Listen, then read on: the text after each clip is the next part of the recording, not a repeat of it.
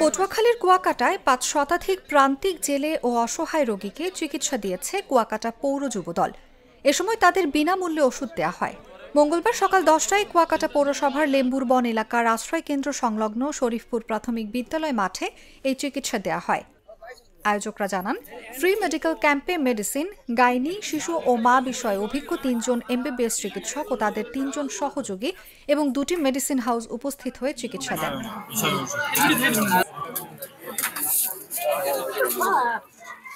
বিএনপির কেন্দ্রীয় প্রশিক্ষণ বিষয়ক সম্পাদক ABM মোশাররফ হোসেন মেডিকেল ক্যাম্পের উদ্বোধন করেন। এ সময় কুয়াকাটা পৌর বিএনপির সভাপতি আব্দুল আজিজ মুসল্লি, কলাপাড়া উপজেলা বিএনপির সিনিয়র সহসভাপতি জাফরুজ্জামান খোকন, মহিপুর থানা বিএনপির সভাপতি আব্দুল জলিল হাওলাদার, কুয়াকাটা প্রেস ক্লাবের সভাপতি রুমান ইমতিয়াজ তুষার প্রমুখ উপস্থিত ছিলেন।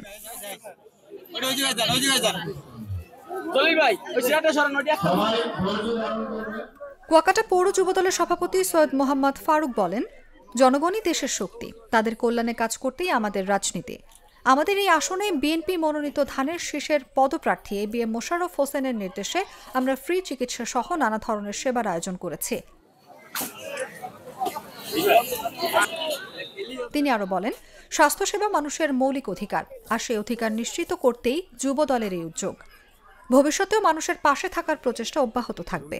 বিএনপি নেতা ABM মোশাররফ হোসেন বলেন, দেশের সংকটময় মুহূর্তে দলমত নির্বিশেষে অসহায় মানুষের পাশে দাঁড়ানো নৈতিক দায়িত্ব। চিকিৎসার থেকে বঞ্চিত মানুষের জন্য যুবদলের এই কর্মসূচি মানবিকতার উজ্জ্বল উদাহরণ। দিনব্যাপী ক্যাম্পে অভিজ্ঞ চিকিৎসকরা ডায়াবেটিস, রক্তচাপ, সর্দি, জ্বর, চর্মরোগ সহ নানা সমস্যা যাচাই করে চিকিৎসা পরামর্শ দেন।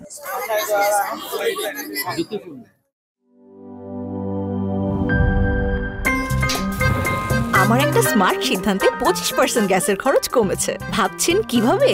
সাধারণ গ্যাস স্টোভ বদলে আমি এনেছি আরএফএল গ্যাস স্টোভ। এর সাইন্টিফিক নজল ও ব্রাস বার্নার ক্যাপ সমানভাবে তাপ ছড়িয়ে রান্না করে দ্রুত, তাই গ্যাসও বাঁচায় 25%, টাকাও বাঁচে 25%। আরএফএল গ্যাস স্টোভ নিরাপদ ও গ্যাস সাশ্রয়ী।